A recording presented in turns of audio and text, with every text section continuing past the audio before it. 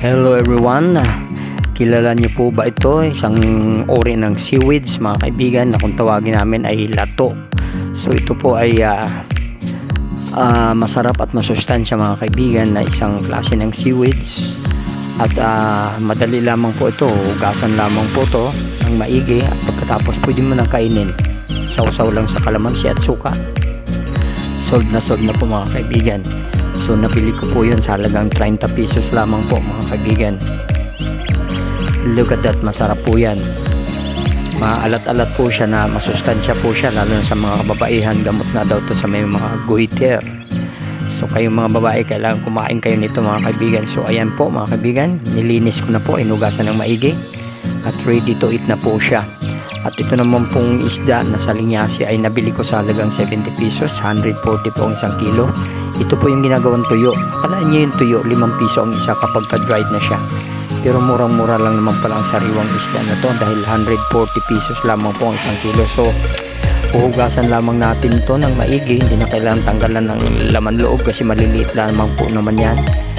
Kapag nahugasan na natin, ating i-deep fry upang malutong siya. Masarap po yan na prito mga kaibigan, crunchy. At murang-mura. So, yung dalawa nabili ko lang sa halagang 100 lahat.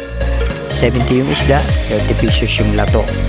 So ayan po mga kaibigan, atin na po siyang i-deep fry upang magkaroon tayo ng ulam na masarap mga kaibigan, masarap, mura at matipid, lalo na sa panahon ngayon na medyo ang mga bilihin ay talaga namang walang tigil sa pagtaas.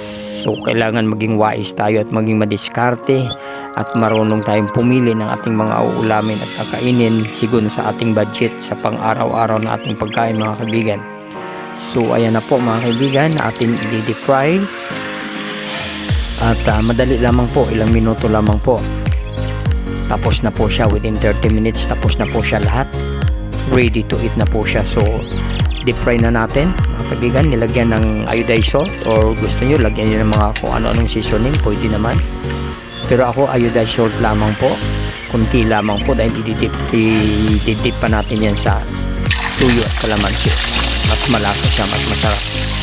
So there you are, ayan na po, atin na siyang prinito mga kaibigan, ang salinyasi na prito.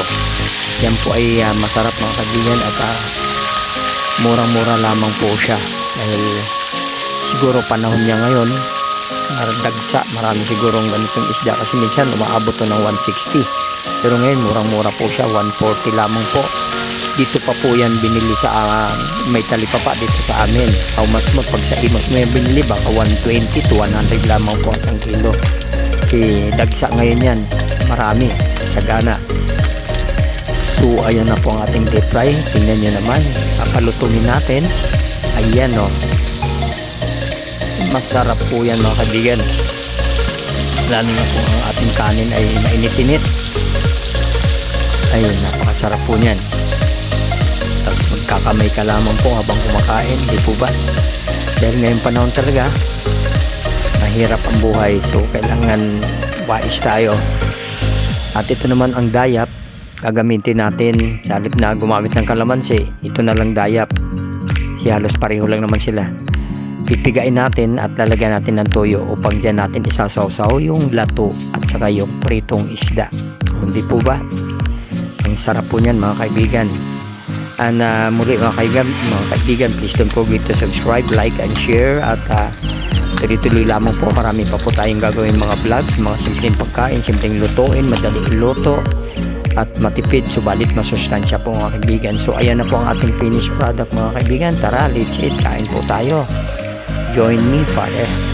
Mga friends, join me para kumain po tayo habang mainit-init pa ang kanin. Good for 5 to 6 persons na po yan mga kaibigan. Okay, bye-bye everyone. Hanggang sa muli, hanggang sa mga susunod natin mga vlog. Dito lamang po sa aking YouTube channel, Simpleng Ulam. So, ayan na po mga kaibigan.